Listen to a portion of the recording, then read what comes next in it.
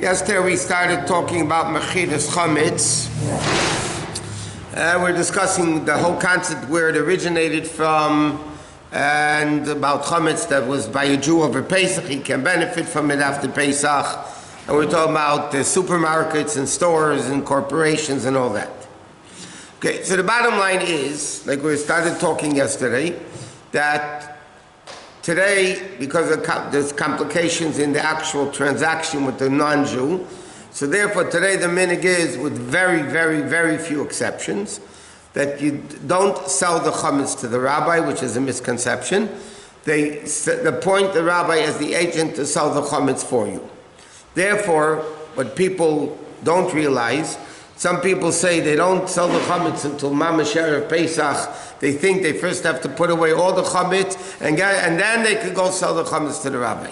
What happens with that is, I can tell you from experience, people come after the Zman, when it's already too late halachically to sell the chametz, they wake up to sell the chametz. Okay?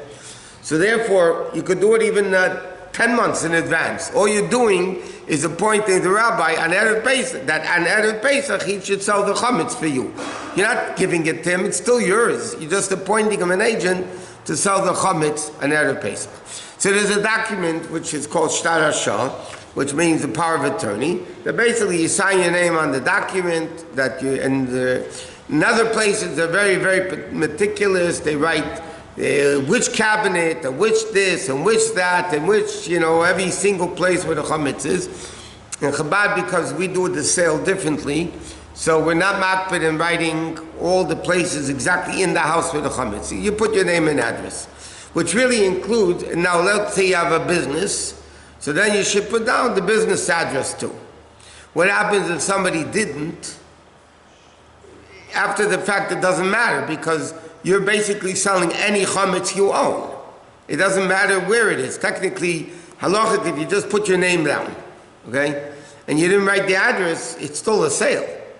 Wherever you have chametz, it says, b'chol mokim shehem, or wherever the chametz is, so then automatically that's being part of the deal, part of the sale that you're selling to the rabbi. Is it a waste of ink to put the second address? Yeah, it's a waste of ink, and it's a big loss of money, and you should get a special pen to do it. Yes, you should. You should be, addresses, you should be as explicit as possible. You have to mark everything off in the house, right? When those closets and places you're keeping chametz dig, you should mark them. Now, when you mark them, it could be right after the mechir also, Vaad Din. The best thing is, you put a tape, whatever it is, you have to make a mechitza 10 tefach, whatever it is, you close up those places, and those are the places that you are selling to the guy. Okay? Now, the question is like this. How does the guy acquire all the chametz? Now, there's a number of problems over here. Number one, let's say you're selling this to make it, let's say you're selling $100,000 worth of chametz. Okay? So the guy's not giving you $100,000, obviously. So he's giving you a down payment. So let's say he'll give you $100 down payment for the $100,000 worth of chametz. But what's with the rest of the money? It has to be some type of guarantee. So normally in many places they write the rest of it is a loan. It's a loan that the guy owes you the money as a loan. So 100,000 is 99,900. The guy still owes you as a loan. Which as we'll soon discuss, there might be a problem with that. Another thing is, money doesn't necessarily acquire tangible items, especially not with the guy. According to many opinions, if a guy just pays you money, he doesn't acquire the object. Even by a Jew, if I want to sell this sefer to you, okay, and I say to you, okay, I'm selling you the book for $10. You give me $10, you didn't acquire the sefer. You'd have to pick it up. Money does not acquire metautel, intangible items. So let's say technically, I say, I'm selling you the sefer for $10. You give me the $10, but you didn't take the sefer yet. I could change my mind, and technically you could change your mind. I mean, in that case, you have what's called mishapara, that if you paid money for something, then you change your mind. So Bais Din curses you that the one that punished for the dor hamabel, dor haflaga, should punish somebody who doesn't keep his words. But technically, he doesn't acquire it. So there's a problem. If the guy gives me $100 for down payment, okay, and the chametz is worth, let's say, $100,000, whatever, how is he acquiring the chametz? Money is not going to acquire the chametz. What? Do you have to lift it up in front of the seller? Yeah, well, unless if you... Big item like a table. So sometimes you have to pull it. How do you acquire a cow? You can't pick up a cow or an elephant. So how do you acquire the coin halacha? You have to do meshicha. Meshicha means you draw the animal comes to you. So then you acquire the animal through that kinyan. But money is not a kinyan for metaltal. So the question is, how actually is the guy acquiring, although he's not going to everybody's house and picking up all the chametz, right? So there's a lot of issues here. So you have to figure out, according to halacha, what are the kinyanim that a guy acquires the chametz in your house?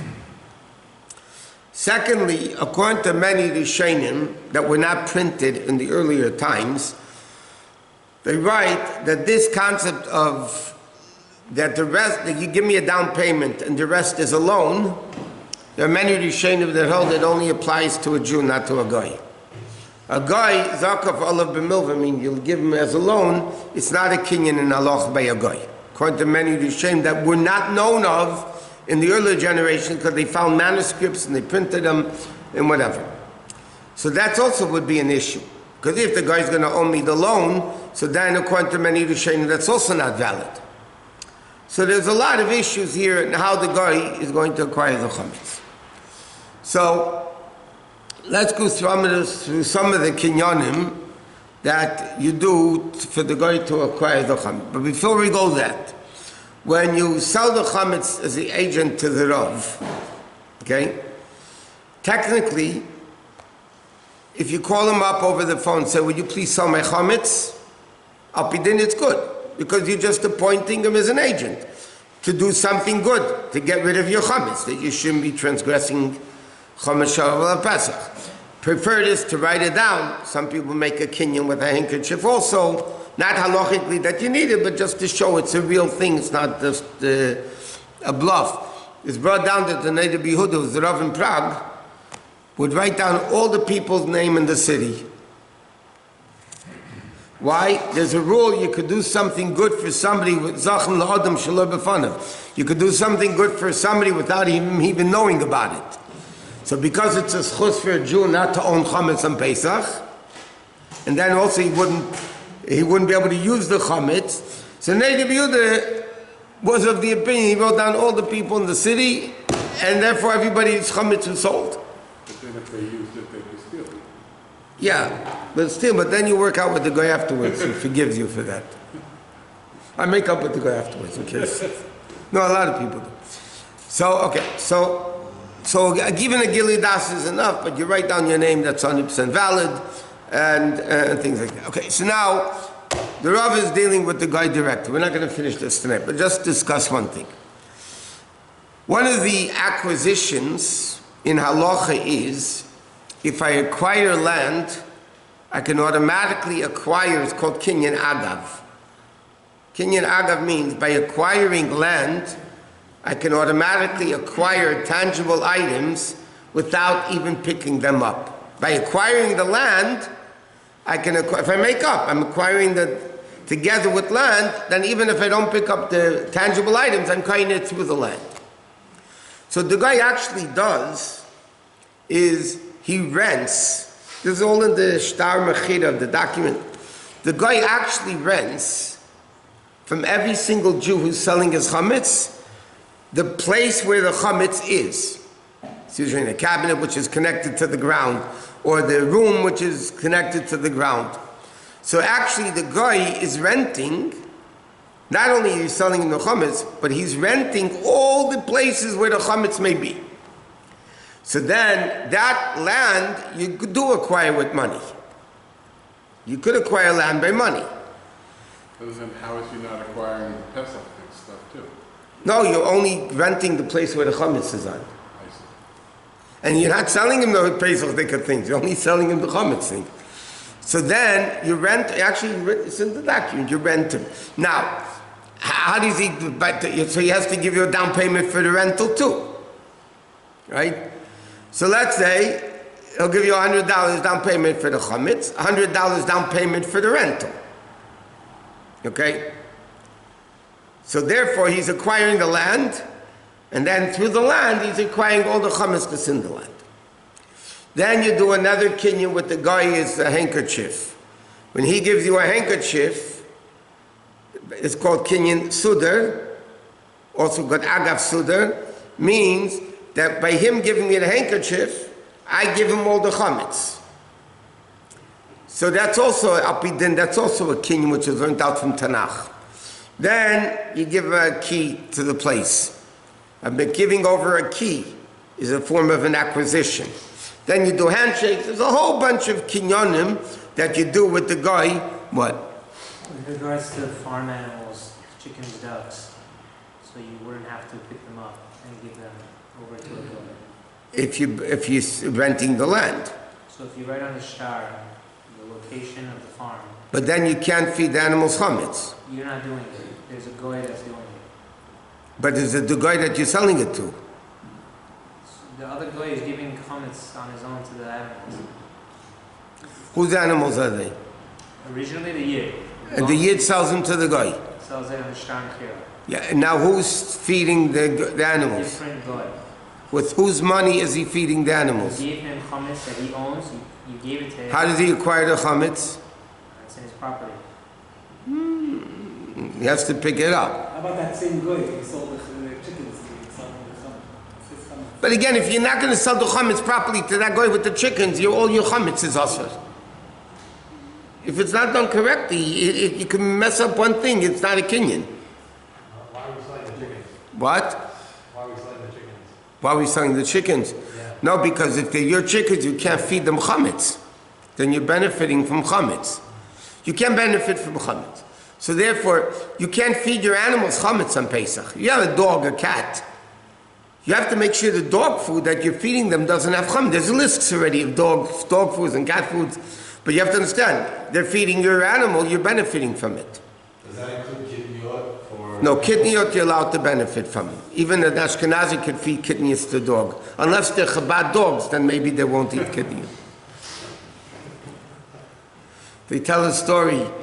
There was a person used to come to a Rav with all his halachic questions about the meat and the chickens. Anyway, he stopped coming.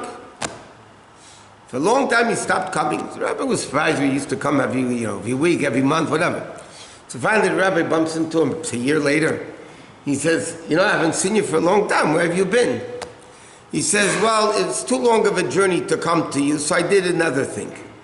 Somebody advised me, one of my friends, one of my ignorant scholarly friends, told me it says in the pasuk that in the Vela, a dead carcass, you give lakelav tashlichon, I say. You give it to the dog. So he said, how did I know if my meat's kosher or not? I threw it to the dog. If he ate it, I knew it wasn't kosher. Because the Torah says, give it to the dog. So if he ate it, I knew it wasn't kosher. If he didn't eat it, I knew it was kosher. So he says, so what happened? My dog was very machmed. He made everything treif and he ate it. So then I realized I better come back and ask you the shilas, because you used to tell me sometimes they were kosher, so say it was okay. But, if you have chicken, animals are very big problems, by the way, with Pesach. You have to make sure, especially if you're selling your animals to the guy, you have to know whose food are they feeding, and they're really feeding the guy that you sold the chametz to. What if you were a farmer and you own a livestock? What if that's your business is to own livestock and In Israel, years ago or even today, so they don't feed chametz to their animals. They can't feed chametz during Pesach. Unless if they sell the whole farm, and in a way that the guy acquires it, and the food, sometimes they just give the guy money, and the guy buys the feed. What does someone like Chabash do? They have a massive process. Wheat is chametz.